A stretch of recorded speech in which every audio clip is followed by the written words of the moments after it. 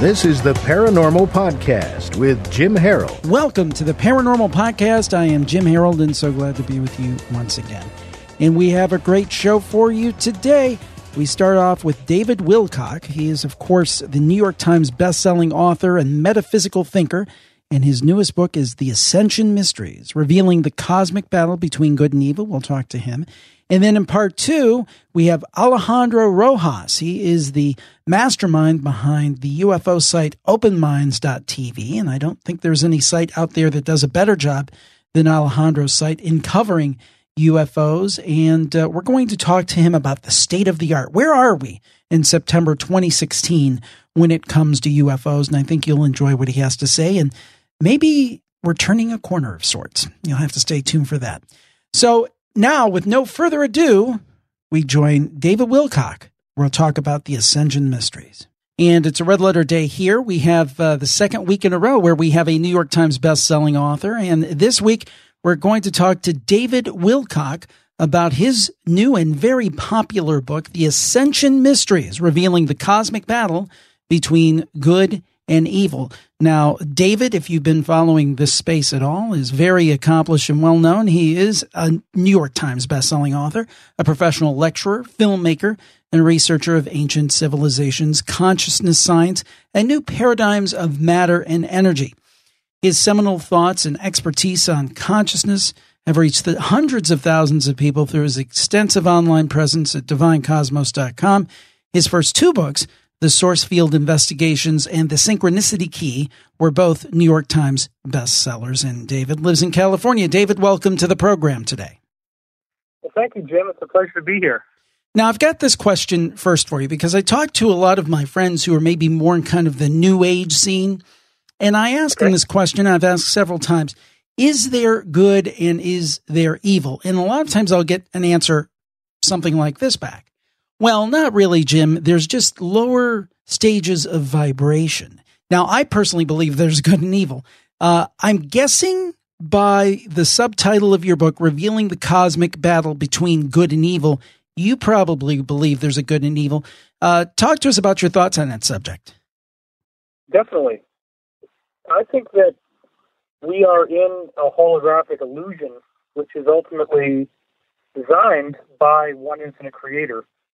And that one infinite creator is a loving consciousness.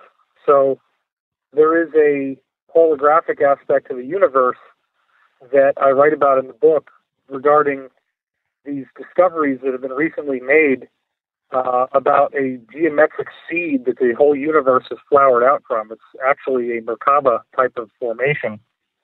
So if you look at it at that deepest intrinsic level, then yes, ultimately duality is a product of the holographic illusion. And so I think since there's a widespread pedigree of that thinking that comes from meditative background, Tibetan Buddhism, and other types of Buddhism and Hinduism, etc., I think a lot of people are inclined to feel that therefore all evil is an illusion, none of it's real.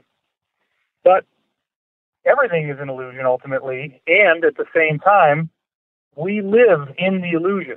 We are stuck, effectively, in the illusion. Even if you die, you don't get free from the illusion.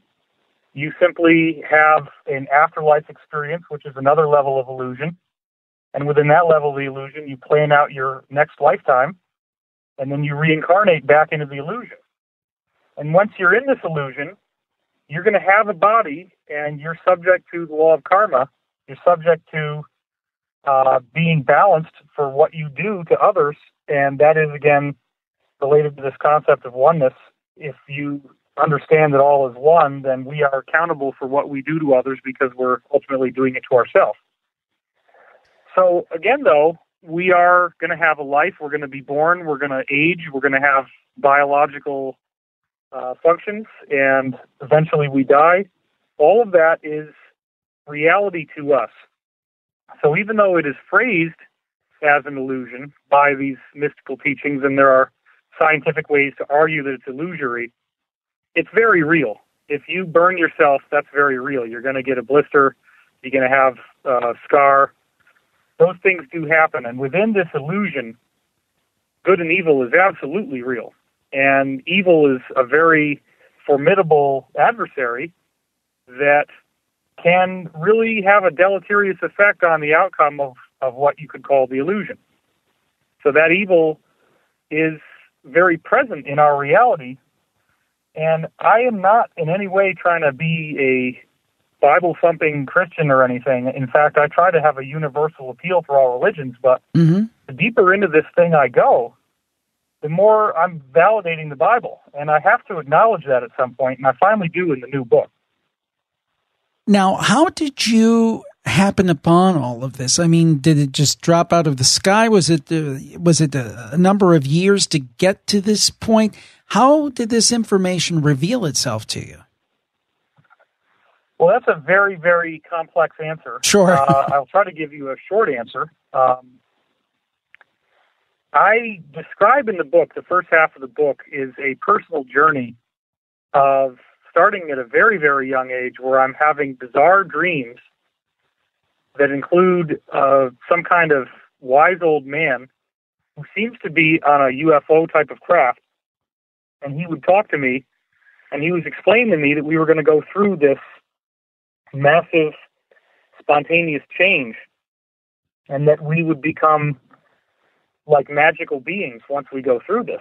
So I was being told this in dream after dream after dream, and I mean hundreds of dreams like this when I was a kid. Now, granted, there's 365 days in a year, and these dreams were hitting me really hard from probably about age 2 to age 7. So there's plenty of room for hundreds of dreams if you're looking at that number of days in a year. Sure. And this is what was happening. It was a very, very frequent thing to be getting these lessons from this man. And then as I got older, I started to see movies that actually were saying the same thing that my dreams were saying. And this was very shocking to me. In the book, I describe movies like Close Encounters of the Third Kind, 2001, 2010, Star Wars, Superman, in which I'm seeing the abilities that I was told that people were going to have, like the use of the Force by the Jedi in Star Wars. I'm seeing the event that I was told was going to happen, like in the movie 2010, which totally blew me away. And that's where Jupiter explodes and becomes a new sun. And then those planets, the moons become planets that are habitable. So all of this stuff started out as an interplay between intuition and these bizarre coincidences I was seeing where movies were lining up very nicely with what dreams were telling me. As I got older, beginning in my sophomore year of college, I had actual disclosures take place in which, for example, a good friend of mine had a very intense 2-hour private conversation with his physics professor who had worked for NASA throughout the 1970s. And this professor confirmed that everybody in the higher echelons of NASA knew that UFOs were real, that they had crashed here. Roswell was only one example. There were others, and that they had identified what types of beings were in the craft, and they had actually taken the technology and back-engineered it, and that a lot of the things we enjoy and take for granted, including computer chips, had come from this crash. And I actually do have the man's name. I'm not giving it out in honor of his family. He has deceased, but I do have the name of the professor, and I looked him up online and confirmed that he had, in fact, worked at a NASA research facility in the 1970s. So that was very interesting to go and look back on that. Well, the one point that I always make, I'm in my mid-40s. I'm going to say that as long as it's possible. I'm in my mid-40s. and you know, when I grew up, we weren't rich by any means, and we had one phone in the house. It was one of those old black dial telephones. And now I have right in my hand an iPhone that has more computing power than the computer on Apollo by far. Now, the question is, how did we come so far so fast? If you look at the last 50, 60 years, how fast we've come in technological development, it dwarfs anything we did up until 1950. So how did that happen? I was told by this friend of mine from college back in 1993. That's when this happened.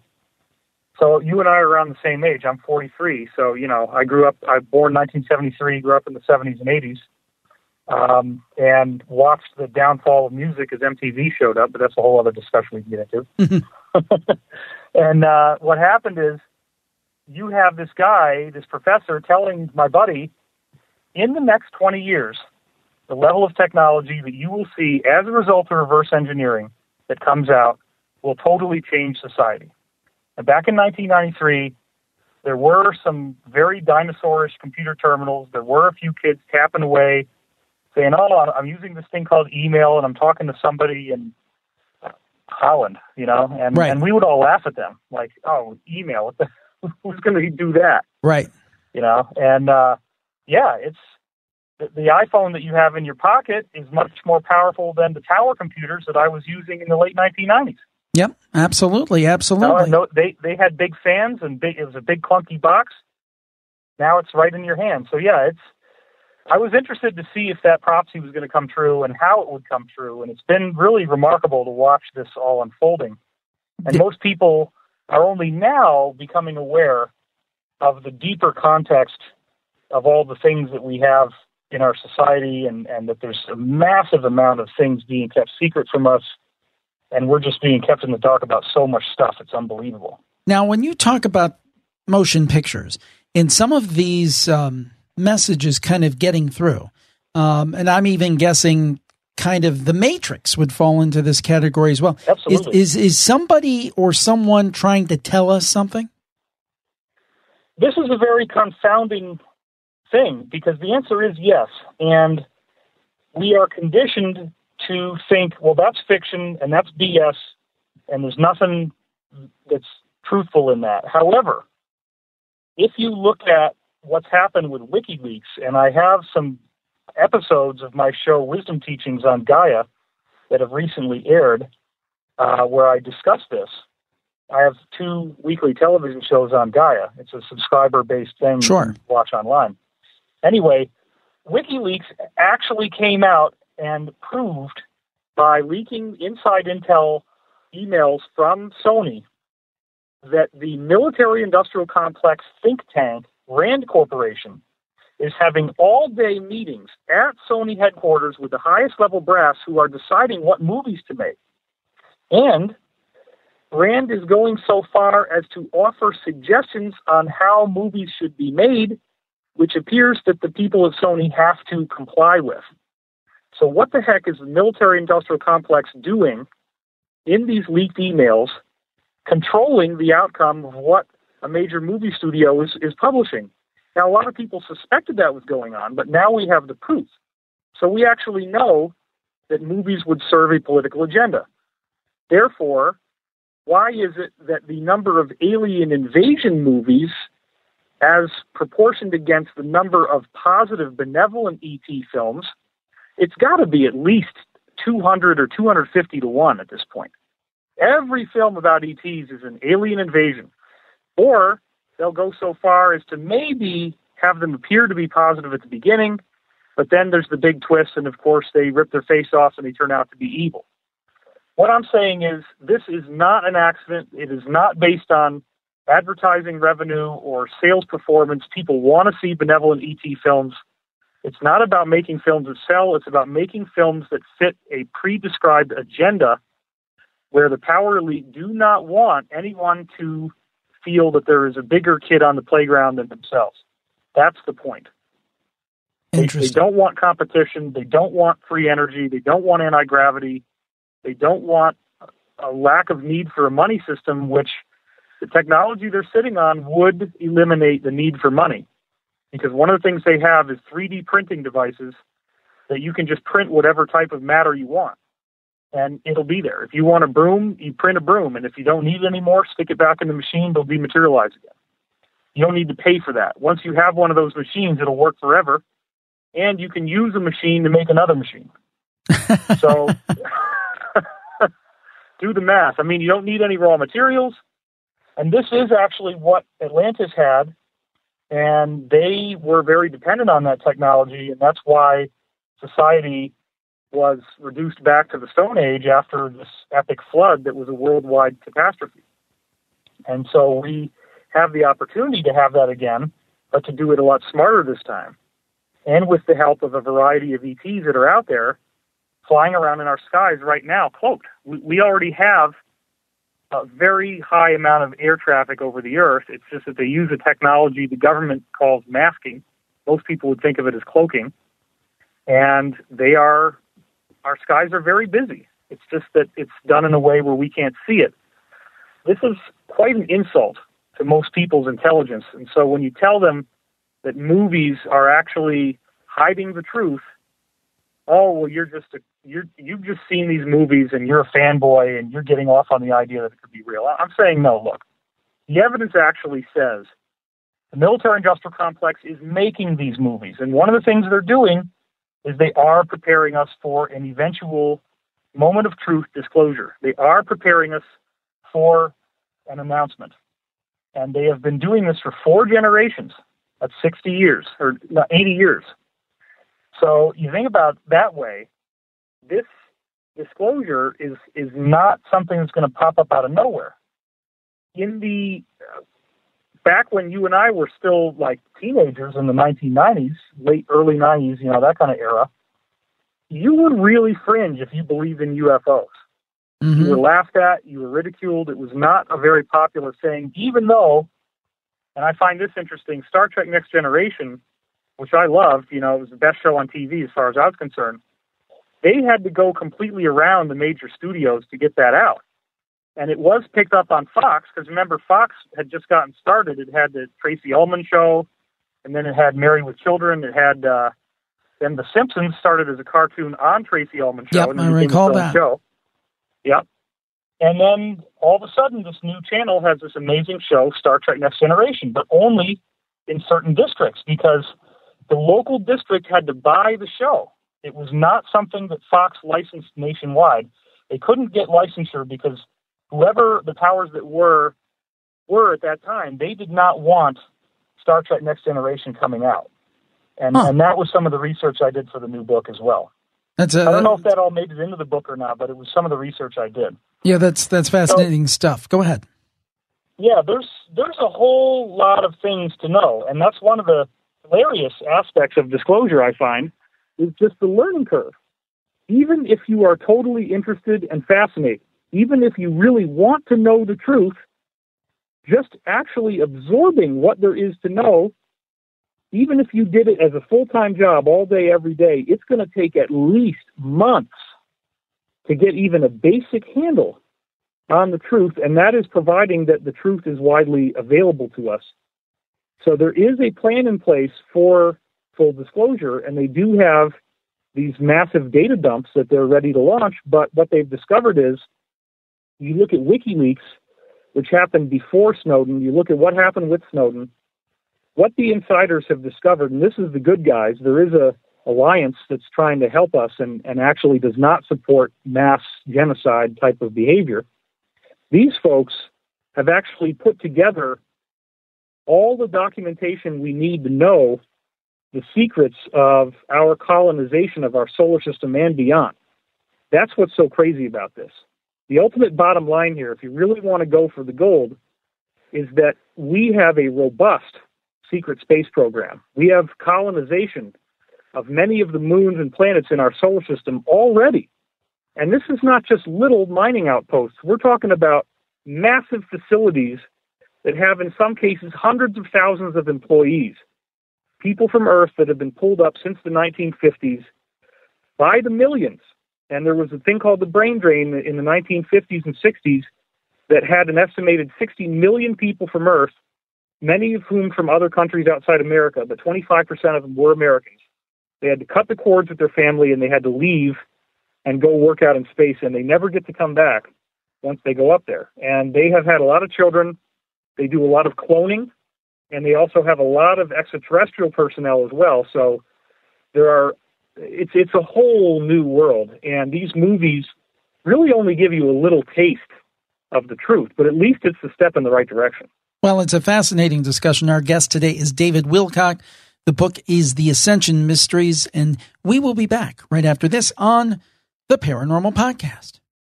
If you enjoy adult coloring books, check out the True Ghost Story adult coloring book inspired by Jim's Campfire podcast and books. creepy coloring fun created by illustrator Len Peralta. Find it at Amazon, or for the direct links, go to jimharoldbooks.com. Now, back to the show. Back on the Paranormal Podcast, our guest is David Wilcock. He's the New York Times bestselling author of the new book, The Ascension Mysteries, revealing the cosmic battle between good and evil. Now, you talked about good and evil. Now, in terms of ET, in your view, are they all good? Are they all bad? Or are they a mix like humanity? Well, in the ET spectrum, it appears that the good ones are really, really good and the bad ones are really, really bad. Okay, it sounds like humans. That's how it works. Okay, well, you look at the Bible, and again, I'm not trying to thump the Bible, but it's just fascinating to me how much all this stuff lines up. And not only what's in the Bible, but people's folkloric idea of good and evil in that Christian context, where we have this idea that hell is a place that's under the surface of the earth, that sometimes people get dragged down into hell, that there are demons down there, that there is a devil down there.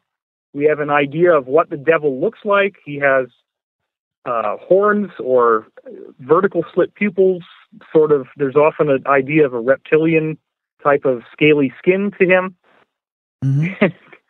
It turns out that the biggest negative ET group we're dealing with is a reptilian group that live in underground bases that have scaly skin and vertical slit pupils, and that do at times, although thankfully not very often, they do at times grab people and drag them down there, and those people typically become slaves and end up having to work either in these underground bases or off planet.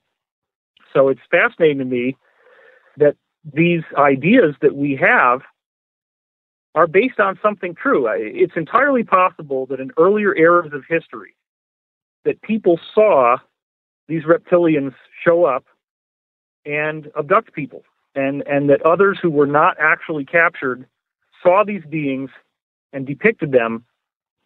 I didn't put this in the book, but I was looking at a lot of these Tibetan paintings of these negative spirits, and you see the Tibetan demons, they may be black, they may be red, and they're often depicted as dragons. And they have the teeth, and they have the fiery eyes, and they have the kind of this weird menacing appearance. It's not exactly the same as what our modern whistleblowers tell us these reptilians look like, but it's close enough that I think if the telephone game goes for a couple generations and nobody actually has seen it for a while, and then people make illustrations based on the folklore, that's exactly the kind of thing we'd expect to see. On the positive side, we have angelic extraterrestrials. And this is a big problem because there are people out there who are saying that they're Christians, and then they're also having a very harsh anti-extraterrestrial stance as a 100% blackout of any positivity around the subject. Right. Now, here's the problem, though. Go back to the Bible and look at what happened, for example, in the Old Testament, where King Nebuchadnezzar has these three angels who he doesn't think are anything but men because they look exactly like people. And he takes these guys, these three guys, and he throws them in a furnace that is built to be so hot that it's 7 times above the temperature that roasts human flesh. And he puts these guys in there for a week. And they can't escape. And they walk out after a week, and they are totally unharmed. And their names are Shadrach, Meshach, and Abednego. Yeah. And King Nebuchadnezzar falls to his feet and says, you are angels of the Lord. And the Lord, of course, means Elohim, which means mighty ones. And then the other word that's mistranslated is heaven, which actually, any other book besides the Bible, that translates as outer space. So Lord from heaven actually means the mighty ones from outer space. And there is a very legitimate Christian scholarship website called Bible Reality Check, in which there are multiple articles describing how certain subtle mistranslations have completely obscured the fact that angels are extraterrestrials. They are, in one sense, corporeal beings. They're just on a very different level than we are. and their bodies are not exactly like ours, but they may very well be able to be injured or harmed under certain circumstances. I mean, those three guys obviously could not be. But there could be all different types of these beings. Now, I have we'll go ahead, finish your thought. I have a little bit of a controversial question for you, but go ahead and finish your thought. I just want to also say that since I am also on Ancient Aliens, and I've been in most of the episodes that it's ever had, which it's now on its 11th season, my perspective is, I've given them a lot of material. I now have a consulting producer credit on the show, which hardly any of the other guests have. And I have consistently seen the same things showing up in every ancient culture. Beings that look like humans or human-like, that have advanced technology, they have wisdom, they give us mathematics, animal husbandry, metallurgy, architecture, written language, spoken language, law, how to build plumbing systems, all kinds of stuff. And this is very, very consistent, that where we get this from is some type of benevolent beings that are trying to steer us in a positive direction. Now, you talked about the angels. So let's take it a step further. What about Jesus? Look, I think Jesus is our guy. I think he's the main guy. And I don't have any problem saying that. It's obvious when you look at my work, everything that I'm talking about is what Jesus was saying.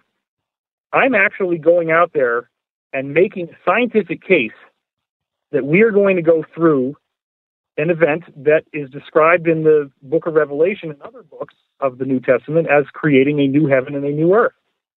And what are the teachings that you need to follow in order to get there? All the stuff that Jesus has been saying.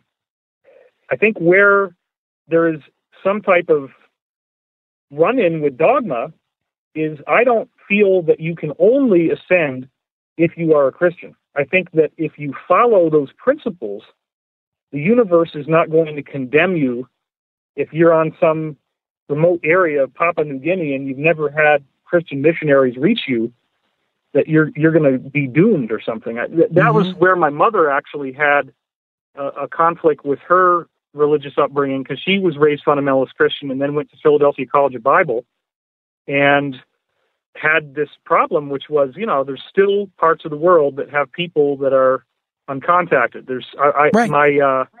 My taxi driver was from Brazil, and she said that there's whole parts of Brazil where they don't mess with the people, and they're all indigenous. Nobody's ever talked to them. So are those people all going to, be condemned? I don't think so. Doesn't make a lot of sense, does it? But that actually makes Jesus more cool, in my view, because he's not trying to say it's my way or the highway. He's just trying to say, if you want to reach this consciousness that I have attained, here's what you need to do. And that's to me an excellent thing. And in my new book, I think that anybody who's coming into it with a Christian background is going to have their doors blown off, because there's really very few people, if anybody else, who has the kind of scholarship that I bring to the table to take this out of the realm of speculative fantasy, which is ultimately what you're doing when you're looking at a religious text that has no context. It's only once you have a scientific context that you're not just saying, I believe it because this book said so and I believe this book is true. You're saying, here's why this book is true. We know there has to be something you could call God. It's a scientific fact. The universe is built to be conscious and alive and make biological life. You can't get around that. The science is irrefutable. It's not popular, it's not publicized, but it's absolutely irrefutable. No one can kick out the number of arguments that I made for that, particularly in the previous two books, Source Field and Synchronicity. You can't ignore it. So then the question is, okay, if we do reincarnate, which is actually one of Jesus' teachings, and I totally get into that in the second book, Synchronicity, there's a whole quote where, if we're going to attack it from a Christian angle, they say, the disciples are talking to Jesus, and they say, who has sinned, this man or his parents, that he was born blind? Well, how could this man have sinned before he was born? And why would he be born blind if he had sinned before? So this is one of those little examples where the Romans who were editing the Bible missed one of the key components of the reincarnation puzzle. They forgot to delete that quote, and it made it through. So this is another really interesting thing. If I'm talking to Christians, and for right now I am, do you want to believe the dogma that was created by the Romans to instill a totalitarian government, which is very much a part of this evil that I talk about? Or do you want to understand what the actual man Jesus was trying to tell you, which unfortunately is not very commonly available? It's not like you just get the undiluted truth when you read the Bible. You're getting an edited version. And this is what the Edgar Cayce readings were so big on. They were always talking about the secret teachings of Christ is reincarnation. And in fact, as I say in the Synchronicity book, St. Peter was one of the 12 apostles, and then he gave everything that Jesus told him behind closed doors. It's not in the New Testament. He gave all that information to St. Clement of Alexandria, who then gave it to one of the church's founding fathers named Origen, which is where the word origin comes from. And Origen wrote down, third hand from Jesus' mouth to his pen, the secret teaching of Christ is reincarnation. That's the biggest thing that he didn't say, that he disguised in metaphors, because not everybody was ready for it at the time. Am I correct that reincarnation was stricken from Christianity in the Council of Nicaea? Is that true? Absolutely correct. Multiple references were cherry-picked out. This is why we're not getting the Nag Hammadi scrolls, why we're not getting the Dead Sea Scrolls. There's too much embarrassing stuff in there. Because this is, okay, here's another one, right? They're talking about Jesus. They say, some say he is the return of Elijah the prophet. Some say he is the return of John the Baptist. Well, what's the return of Elijah the prophet? A reincarnation, right? So again, this is tough because we have these very cemented structures in our consciousness based on the fact that if enough people say the same thing for long enough, we start to think that's got to be the way it is. And they begin to invoke that dreaded word they, the collective intelligence of they. And we don't even cite sources. We just say, they say, da-da-da, and everybody feels good. Oh, yeah, right, they say. Okay, great. Well, we got to think outside the box a little bit here because the adversary doesn't want you to know what's going on. You have this guy, Dr. Ian Stevenson, who in the 1960s and 70s interviewed over 3,000 children, mostly in the Middle East, because that's where people actually believe in reincarnation. And those kids were able to remember past lives accurately enough that they could be traced back to real people. They got the names, they got the character interactions, where they lived, all kinds of provable things. And what he found was that the faces would be the same or very similar. So we actually seem to have a carryover in our facial features. So this is not something that can be easily disputed. In fact, Stevenson's research creates undeniable proof of reincarnation. And then what happens is you start to line up Christianity a lot better with other religions. And it becomes a logical addition, a very important addition to an existing body of scholarship. It's when we get into, my God is better than your God, therefore I need to kill you. That's where, look, I don't think any of these great teachers are going to actually tell you to do that. I think that's what the opinions of people after the fact start to come up with when they've got a business to run. Right. It is very sad that, some people are negative towards religion, say, there's nothing but killing with religion. I even think of the beautiful song, but if you think about it, Imagine by John Lennon, Imagine There's No Religion. Well, frankly, I don't think the problem is religion itself. It's people killing and hurting other people in the name of religion. That doesn't make, to me, religion in and of itself a bad thing. Now, I do have to ask you this. Do you feel in some way you've been chosen to be, and I'll use this word, like a disciple for this information, that you've been specifically chosen because you went all the way back to your early childhood to kind of communicate this message to mankind? I think I've followed my bliss. I followed what I'm the most passionate about. Chosen makes it sound like there's some kind of religious thing going on. I feel that my primary work is as a scientist. And as a scientist, I'm looking at things that are very obvious to me that others do not see so clearly. And I've tried over the years to refine my ability in speaking and writing and research to be able to make these concepts as easy for others to understand as it seems to be for me. So I do seem to have some kind of unusual gifts that I've applied, but I would never want this to turn into a religion or to have people see me as some sort of prophet of God. I'm just trying to do my job, and there are a lot of people that I'm standing shoulder to shoulder with right now on Earth who I interview on some of my shows, who I have panels with at some of these conferences I go to.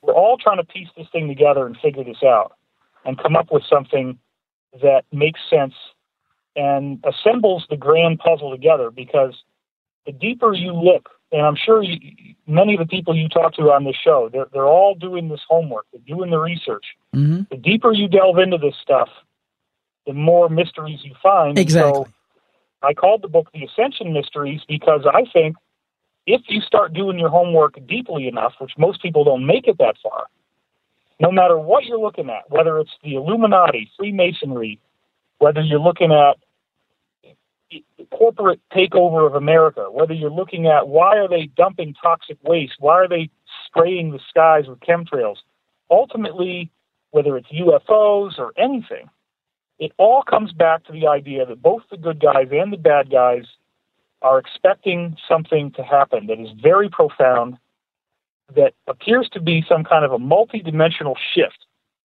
And my God, if you actually go back through the 4 key books of the New Testament, Matthew, Mark, Luke, and John, it's all over the place in there. It's banging you over the head, especially in Matthew, Mark, and Luke.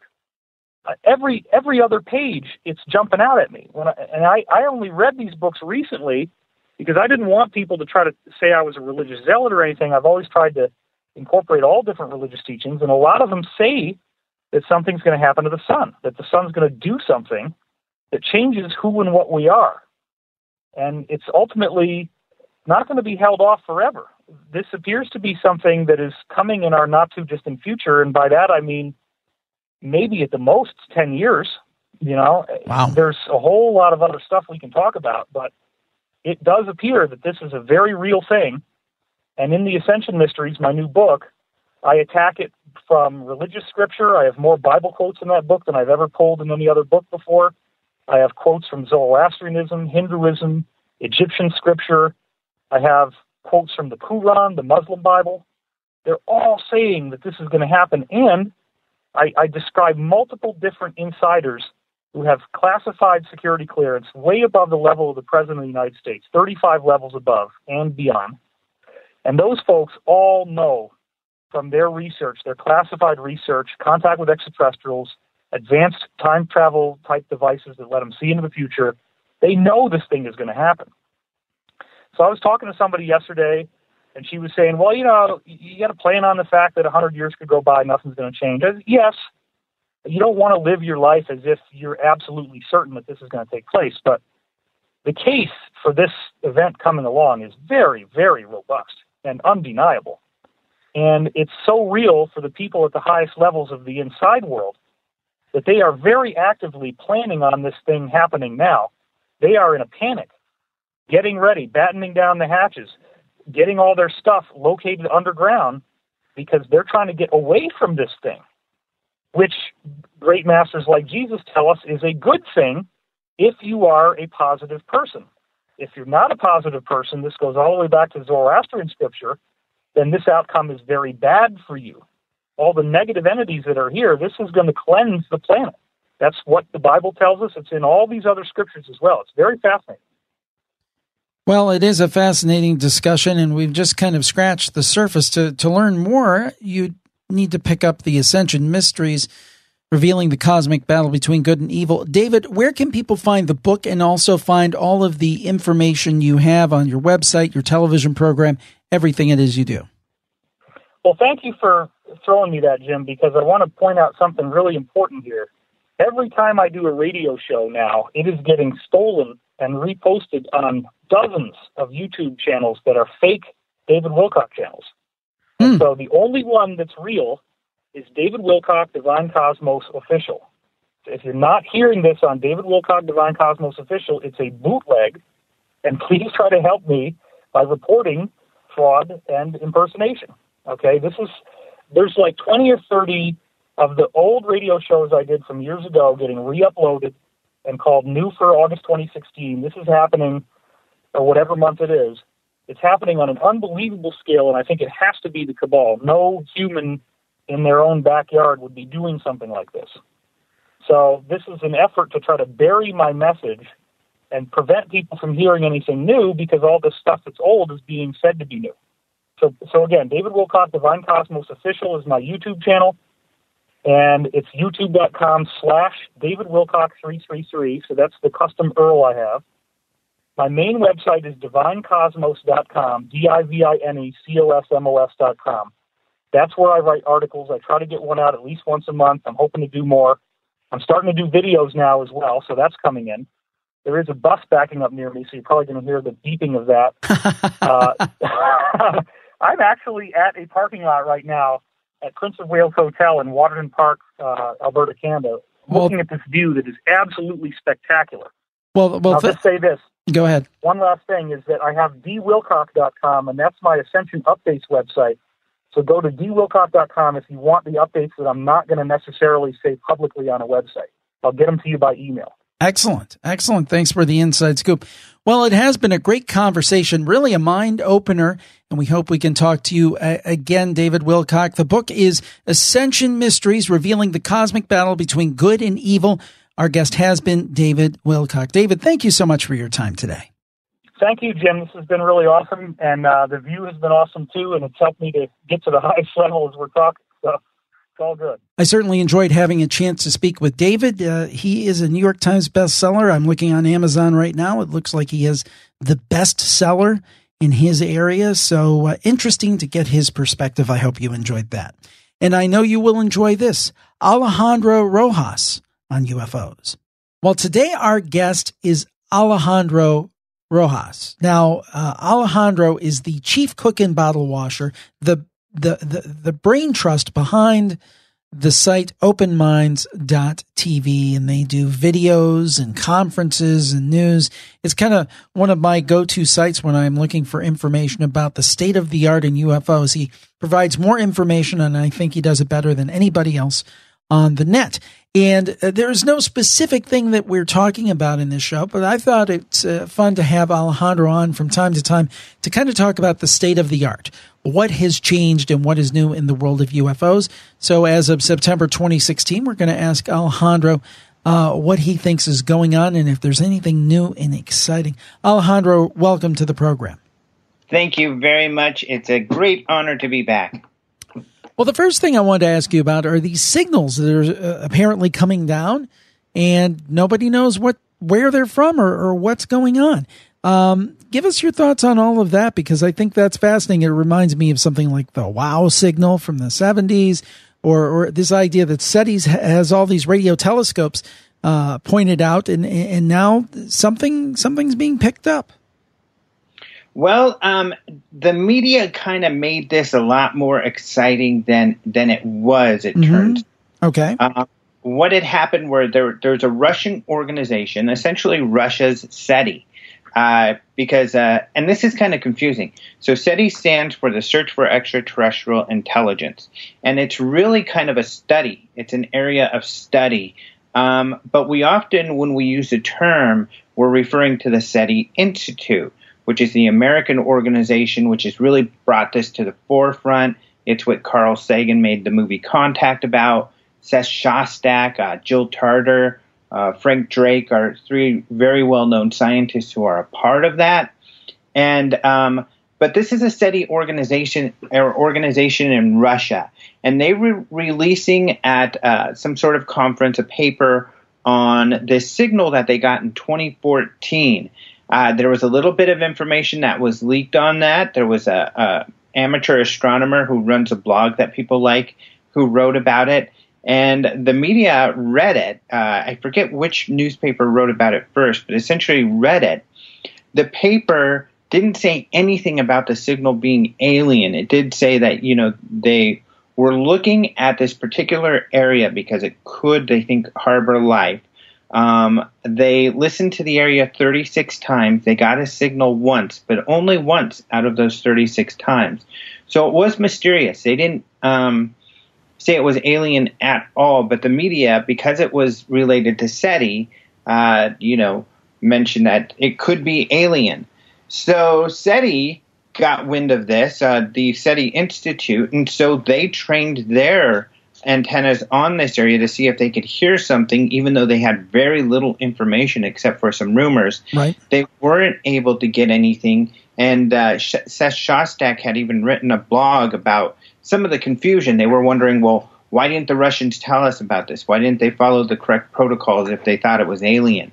Finally, the Russians did speak to it, and they said, well, we never thought it was alien. It was the media who said that. In fact, they said during the Cold War, we had a SETI program, and we had a signal, kind of their WOW signal. However, it turned out to be a secret Russian military satellite. And that kind of got mixed up in the story, too, because then everybody was saying, oh, this new signal is just a military satellite. Well, no, they don't know what it was necessarily, but they think that it could have been a Russian military satellite. They're just saying there's many possibilities of what it could be. But Seth Shostak wrote a really interesting blog on this because he mentioned how if this object or this signal was being sent directly at us by a civilization, first of all, we'd be seeing it still. But second of all, it would take all of the energy that humankind has ever mustered to be able to send just this one signal that distance. Wow. And if it was a signal that was kind of broadly broadcast by this civilization, then it would take all of the energy of our sun that our sun can produce. So, pretty interesting. So we kind of talked about something that was kind of maybe all hype. What story these days do you think is not hype? What story's got you kind of raising your eyebrow and saying, now this could be something new, something different, or something interesting? What's your favorite story out there right now as of September 14th? There are a lot of cool stories out there, I think. I mean, people, for instance, I'm saying that this thing is not an alien signal. And a lot of people will say, oh, they debunk a lot of stuff, but we're just looking to get to the root of the information. However, I do feel very positively about this field and what's going on in this field. And there's many things to indicate that. And I think one of them would be another science story, which is this kind of alien megastructure. I think they call it Tabby Star or something like that. Of course, we have no evidence that it is some sort of alien megastructure. But what's exciting about this is the social aspect. That in this case, it wasn't the media. The media has fed on this hype, but the media did not start the hype. The media wasn't the first to speculate this was an alien megastructure. It was actually the scientists who discovered it themselves. When they wrote their paper about this weird, essentially what Kepler does when it's looking for planets around stars is it'll watch all of these stars, and if a star dims they'll watch that dimming and analyze the pattern and be able to determine if the sun has planets around it. Essentially, the planets going in front of the sun, so they can determine that. However, with this sun, it dims at irregular patterns, so they can't figure out what that is. So when the scientists who were examining this wrote the paper on this sun, they included that it could be an alien megastructure, some huge structure around the sun that is collecting energy from this sun and that is, distorting the sun or making it dim at irregular patterns. Other alien civilization ideas would be any sort of large kind of, let's say, fleets of craft going in front of the sun, huge crafts that are dimming the sun. So the idea that this is possibly an alien civilization was brought by the scientists. And So you think, okay, one scientist wrote a paper suggesting that, and so that's neat, but it's just one guy. But the story has progressed, and what's gone on is, first of all of the possible conventional ideas of what it could be, such as comets or things like that, have mostly been debunked. At least they haven't panned out, so it's still a mystery. Second of all, there has been it wasn't a Kickstarter campaign. I think they used one of the other social crowdfunding tools, but there was a crowdfunding campaign to be able to fund an organization so they can monitor this sun on a regular basis, because now they just do it periodically. But if they can monitor it on a regular basis, then they can get a better idea of the dimming and the patterns of the dimming to try to figure out what it is. What's exciting about that is when you look at the crowdfunding campaign, there are several scientists that are part of the campaign and who have talked about what a great idea this is and how we should do it. And I think it's even the majority of the scientists are hopeful in their statements that this could be the result of an alien civilization, and how important it would be if we were to discover an alien civilization. So it just shows that a lot of scientists are into this idea and open to the idea that there are alien civilizations out there. And to me, I find that really exciting, very cool. And a lot of these guys are young, they're just out of graduate school, or some of them are still they're still grad students. But it's just this openness that we haven't seen in the past to openly say, hey, this discovery may be alien in nature. Well, it's interesting because it really is a sea change if you think about it, because before everything was a laugh and a giggle, and now mainstream news media will say, hey, there's so many planets out there, Earth-like planets potentially, that the chances are much better that there is life elsewhere, as opposed to there not being. Now, it's another matter if they've been here or not. I think that's another question. So I will ask you that question. On one end of the continuum, you have people who say, well, there are no such things as ETs, and all of this is a bunch of BS. But then I think there's fewer people in that category these days. I think that's going away. I think that there's people that say, yes, there's probably life in the universe because of all of these Earth-like planets, but it's never been here. They've never been here. That's one end of the continuum. And then there's I just got off the phone with Dr. Michael Salla, who believes that or at least has written a book about secret space programs, and the idea going all the way back to the 30s that there's been this capture of alien technology. I mean, totally to the other end, not even visitation, but active collaboration with different races of ET. Now, if the people say, yeah, there's probably ET, but there's planets, there's enough Earth-like planets out there is on one end, and then the idea that we have a secret space program and are in league secretly with ET. Where do you fall on that continuum, if you don't mind telling us? Now, I mean, there's a little bit of the debate that goes on within myself. However, we really try to focus and attempt to be like a mainstream news source, putting out information, what we feel the news should be doing. So we try to hold to journalistic standards. Sure. In that, we cite our sources, who they are. And so we're looking for evidence and strong information. And I think it's important to keep a pulse on the mainstream, because if you do, like with this alien megastructure, there are avenues into the mainstream and ways to massage the mainstream to make them feel more positive about this field. And I think that's happening.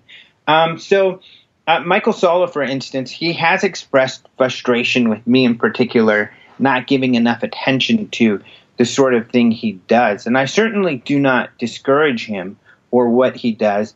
But there, to me, is a lot of speculation out there. There's a lot of things that could mean this or that, but it's speculative. And there are a lot of people, Saul is putting together these pieces of information to put his worldview out there. But then there are many other people taking that same information and putting together a different version of what's going on. So you have a lot of different versions, and none of them are all alike. So speculation is fine. Speculation is great. Speculation is really important, especially informed speculation. But trying to build those pieces, I just don't see, looking at the broader picture, I think that there are other people doing what Michael Salla does that have just as much evidence or just as strong of an argument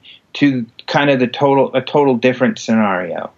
I don't think you can, people like David Jacobs thinks the aliens are evil. People like Mila Salla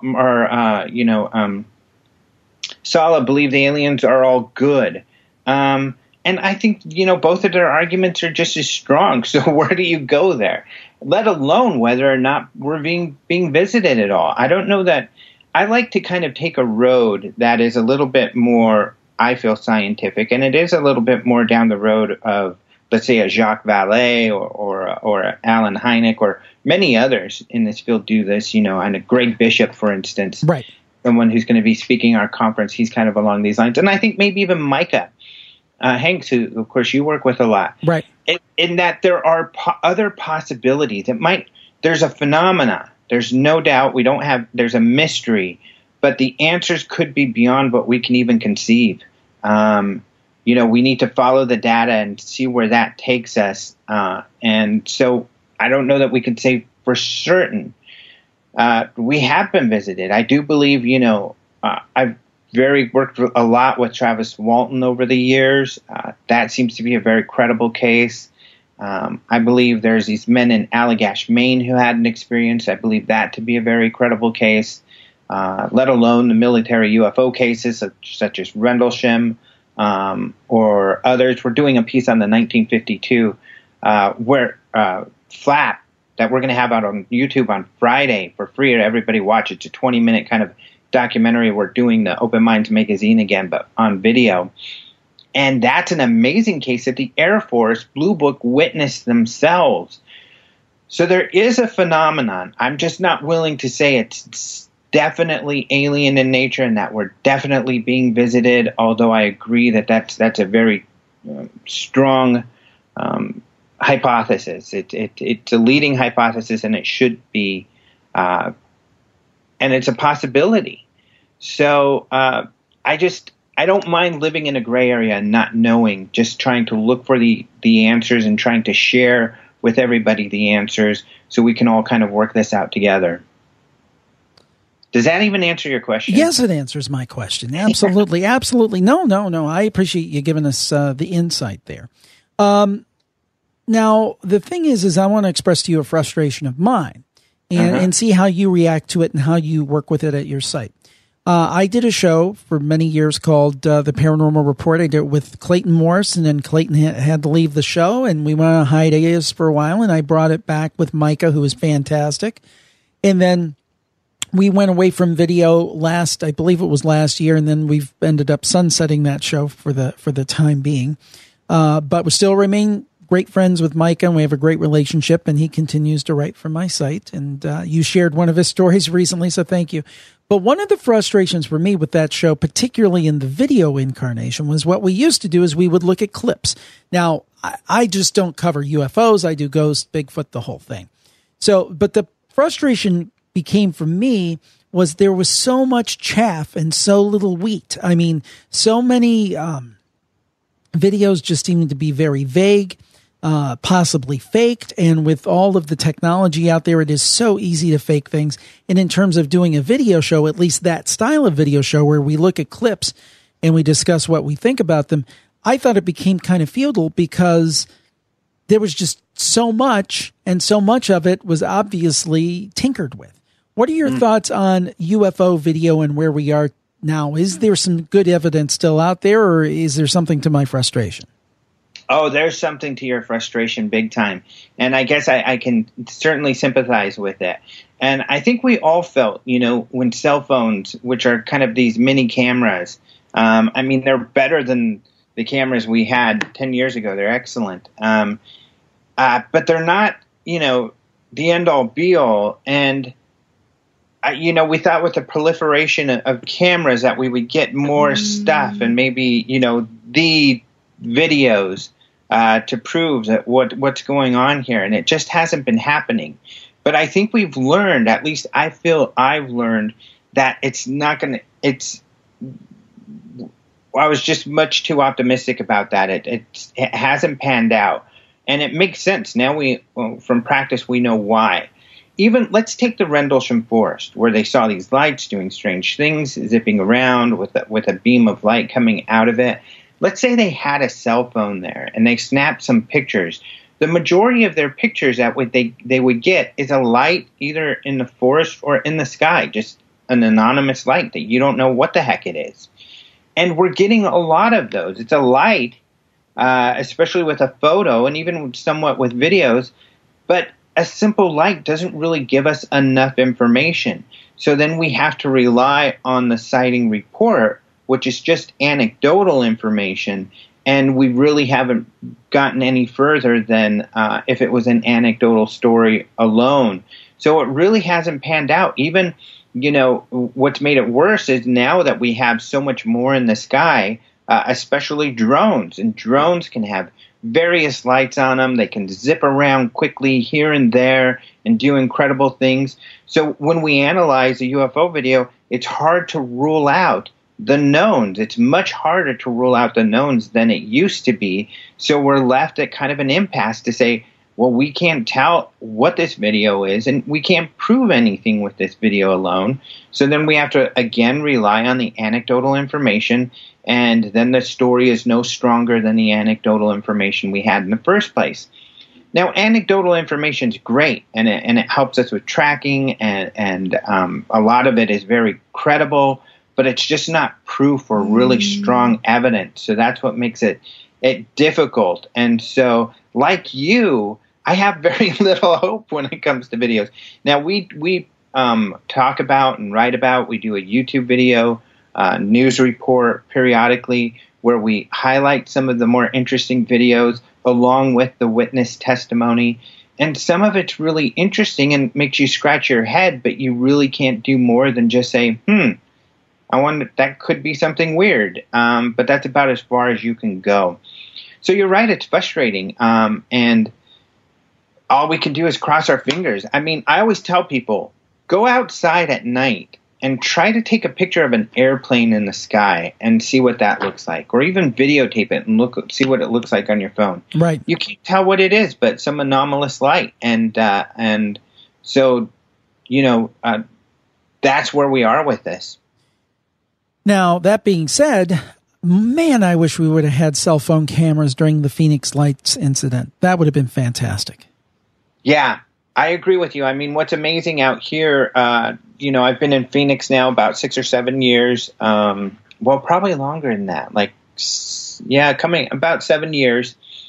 And I was shocked. I heard about Frances Barwood and her talking to about 700 witnesses. And I thought, wow, that is a lot of witnesses. I thought, this is an incredible story. But when I moved out here, I realized she probably only talked to a fraction of the witnesses, that there were many, many more. There were thousands of people who saw that thing, including now we know Fife Symington, right, who was governor at the time. So, yeah, I mean, there were so many witnesses. And this is a funny story, too. So you may know the name Jason McClellan. Yes. He used to work with us at Open Minds. He actually videotaped the Phoenix Lights. But this is probably a story that's happened over and over again. He thought it was pretty interesting and weird. He thought, wow, this is a cool UFO. But, it was, someone took it and he didn't even really, it was no big deal. And so they recorded a football game over it. And so now that video is lost. And there's probably many other stories like that where the video is just gone. They thought it was interesting. They didn't know what to do with it. And it's just gone. It reminds me when NBC actually used the old videotapes of the Johnny Carson show for the first several years of it when it was in New York, and used it to record, when it was shot on videotape, record weather reports and all that, and all that's gone. It's just sad. It's just sad. So what makes a good sighting? I mean, when you, I'm sure you get a ton of submissions that you really don't use. So what is your criteria? What makes you say, this is something I want to post to the site, something I want to publish and share because there's possibly something to it? What are your criteria? Mm-hmm. Yeah, we do have there's a couple criteria really. So for instance, someone who writes for us a lot, in fact, every day is Roger Marsh, who's the director of communications for MUFON. Sure. And I think his criteria, he just looks for a good sighting, something that's interesting, where the person seems credible. And sometimes about half of his stories are cases that were closed and remain unknown. The other half are just ones that are brand new, so he's putting them out there before they're investigated, but he feels are interesting. And I think that's fair. I really think that every sighting is worth talking about and writing about. What I like about writing and sharing those stories, then, especially like on online, is that people then start to talk a lot about it and analyze it, and we learn. Maybe it gets debunked. Someone figures out what it is. But then we learn from it as a group, and we all become more sophisticated and better at that. When I look for them, I look for something culturally significant. For instance, something that was written about by the mainstream, and maybe they couldn't get it. I love cases where the media, maybe a television station, gets their own sighting or video that has really baffled them, and they get real excited about that. I know that happens in the ghost hunting arena too, and I love those. But those are good for me. Like I said, it all still comes back to anecdotal information. So then it comes back to the credibility of the witnesses. And that's big for me. So one of the things I try to tell people is, especially if something's posted to YouTube, do a little bit of research. Make sure that YouTube site wasn't created just to post this video. Make sure that YouTube site wasn't solely dedicated to extraordinary UFO videos, and somehow these YouTube people are able to get the most extraordinary sightings videos, whereas MUFON, who people report to hundreds of sightings, on a regular basis, they don't get those. So, I mean, that indicates they're probably hoaxing, and there are a lot of big hoaxers. Section 51, Secure Team 10, Dark Side of Moon, or whatever, Third Phase of Moon. There's a lot of hoaxers out there, so you have to be careful. But, you have these people who will post their video, and otherwise it's their dog, this regular stuff. You can just see this as a regular Joe. Those are interesting, especially when that person, because the people who often really have sightings, especially if they're going to post them on YouTube, they don't mind talking to people. They'll talk to you, they'll talk to anybody, because they just are like, I don't know what this is. What do you think this is? Did other people see it? And those are the most credible and exciting. And I think those are the ones people can relate to the most. And a lot of people will say, well, that's not evidence. We can't prove that that's something strange. True. However, it does make people think. And that is really important. It's not just about proof. To be able to scientifically prove something, that's an extremely high bar, and it's going to be really difficult to do that. But currently, we don't have the resources to do proper investigation. In order to get those resources, we need to get more of the public online. We need to get more people feeling comfortable to contribute those resources, even a mainstream outlet like a university to put in those resources. And in order to do that, then we have to kind of open up the hearts and minds of the public. And that's what all of this does. It makes them think, and it makes them think, wow, I live in that area. I know that guy, or that person seems very similar to me. They seem very credible. They just saw something weird. And so I think all of this is really important. And it does help. One thing I've got to say, and I think that this is kind of indicative of some of the worm turning maybe a little bit. Last week we had Ben Mesrick on the show, who just wrote the book, The 37th Parallel. And as I said on that show, I mean, the thing that people who maybe don't recognize that name, This is the guy who wrote the New York Times bestseller on which the Academy Award-winning movie, The Social Network, was based on. He wrote the book that the movie 21 with Kevin Spacey was based on. So the point is, this is a very mainstream guy. This is not a UFO guy. This is not a fringe guy. New York Times bestseller, major publisher. And he has done his book, and I believe there's a movie coming up on the 37th parallel about America's UFO highway. And it was interesting because I spoke to him. This guy, I believe he's Harvard educated, if I'm not totally mainstream guy. And he said, I'm a totally mainstream guy. And though I don't want to misquote him, but basically the idea was this. He came in with one set of perceptions, and he's come out of the project with a very different set of perceptions. And he's leaning more towards, there's something to this. Does that mean he believes everything? No. I don't think any of us who have our heads screwed on straight believe every single thing that's reported. But he thinks there's something going on, and he thinks that the truth will out. Hey, I was the first person to get an interview with him for the book. I was amazed, and I think that was just luck, but I'll take it. But it was a great interview in terms of his contribution, and I think that's very cool to see somebody from the mainstream taking up the gauntlet. I mean, people like you and Micah and all the different UFO researchers are great, but it's nice when somebody from the outside takes it up and say, let's take a fresh look at this. Mm-hmm. Well, and the reason that happened is because he partnered up and he started, talking with Chuck Zukowski, and his sister Debbie Ziegelmeyer, who's on the board of MUFON and state director out in Missouri. But Chuck Zukowski was a reserve police officer, and that ended when he disagreed with them over cattle mutilation cases. I was actually there with him. I coaxed him into doing the cattle mutilation cases in Colorado, and I was there when that started. So, and I actually interviewed him and Debbie when they started putting together this idea that they think perhaps there are a lot of sightings along the 37th parallel, which is, she's a state director in Missouri. That's along that parallel, and Colorado is along that, where he was getting these cattle mutilation cases.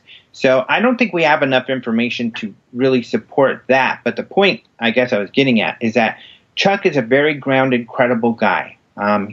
So is Debbie. They're doing great research. His real daytime, full-time job is developing microchips. So he's a credible person, and he goes about this in a credible way, in a way that, people in the mainstream can relate with. And it's again, just why we want to interact with the mainstream, why we don't want to assume that they're all evil and Illuminati reptilians or whatever, because there are people open to these kind of things. And if we can just communicate with them at their level, like Chuck was able to do, then they'll get interested. And what's great is he found Chuck to be a very credible person and his research to be very credible. And here now we have a book from a mainstream guy and hopefully a movie coming out. So it's great, it just another testament to, like Leslie Kean, Yes. It's another testament to how good work can really get the media's attention and take things to a new level.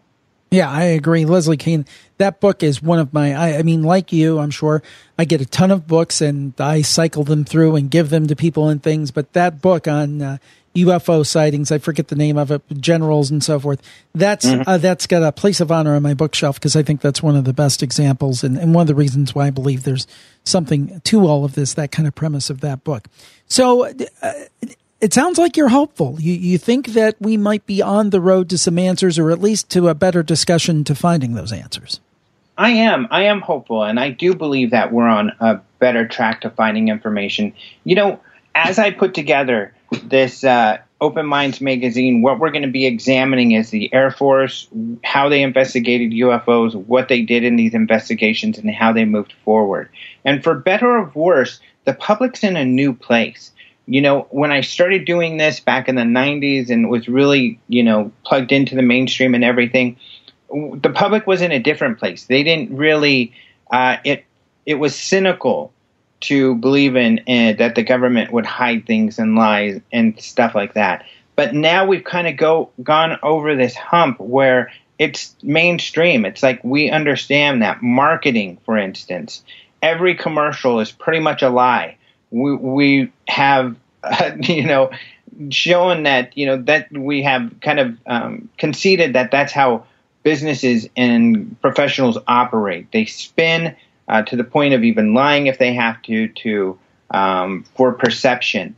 So now when we look at how the Air Force dealt with things, and when we see that Blue Book didn't get the best cases, that there were other places that these best cases went, that even though the Air Force was telling us this was a silly topic, they were not treating it as a silly topic. These sort of ideas, I think, people can relate to and understand a little better if we can communicate to them what happened, show them that these are, government sources. We're looking at their story on what happened. I think we can really open things up, and I'm excited because now we can retell this story in a way where people can relate to it more. And with this 1952 piece that we have coming out on Friday, which is the start of really in-depth looking where and who investigated UFOs to show that the Air Force has been serious about this for a very long time, I think that we're going to have more information than people have had before, and we're going to be able to take this to a place where it's not been before. So I am hopeful. I think we're moving ahead always. So how and where can people connect and also kind of reemphasize all the different things you do? You do the conferences, the magazine, the website. So tell us what they can find and where they can find it. Yeah, you know what? We've got tons of our goal is to get information out. And so we have our website, openminds.tv, where you're going to find everything. We update UFO news there daily. So we've got new stuff going up there all the time. Some of them, a lot of it is sightings, but we also put more in-depth stories as well. We used to have a magazine, and now that some of those print magazines are all sold out, I'm starting to put some of those stories that were well written and well researched on our website as well. So we just have tons of stuff. I think it's become a great resource for people. We also have a YouTube channel where we post a video every week. Some of them are about sightings. Some of them are kind of a newsy UFO report that we do. And now we've got this new Open Minds magazine that we're going to be doing starting Monday. You can find that also at openminds.tv. And we have the largest UFO conference that happens every February in Phoenix. The great thing, I think, about our conference, too, having just come back from speaking at one, is that it's very affordable. It's more affordable than pretty much any other conference. In fact, it's cheaper than most of the conferences out there, and it's 5 days. So it's like more than twice as long as any other conference. And the other thing that's great is we take the entire hotel. So everybody you interact with is there for the conference. So those of you that have gone to conferences probably can kind of relate to being in the elevator and having the weird look from the person who is, there for some other event. This isn't like that. This is the person in the elevator is there to talk UFOs. So it's just a really great environment. So, yeah, we do all of that. You can find information about that at ufocongress.com, or you can find all the links to that at openminds.tv also. Alejandro, thank you so much for joining us today. Openminds.tv is the site, and we appreciate your time very much. Thank you very much. I appreciate you giving me the time. Well, I hope that you enjoyed that show as much as I did. I thought we had two great guests, and I hope you're enjoying the new format where we have two guests opposed to one. I think it's adding a lot to the show. And I also think we're seeing the numbers increase. And one reason is because you're spreading the word. So please keep up the good work, particularly as we head into the spooky season here. Please tell your friends about the Paranormal Podcast and the Campfire. And in fact, with their permission, sign them up for my free podcasts, Jim Harold's Campfire and the Paranormal Podcast. Take their cell phone, their smartphone, and with their permission, subscribe them, whether it's in the podcast app on the iPhone or Spotify or iHeartRadio or what all the different apps they may have or use. We're all over the place these days. And it's a very exciting time for podcasts, and I hope that you'll spread the word by subscribing a friend, of course, with their permission to these free podcasts. We thank you so much for tuning into this one. We'll talk to you next week on the Paranormal Podcast. Bye-bye.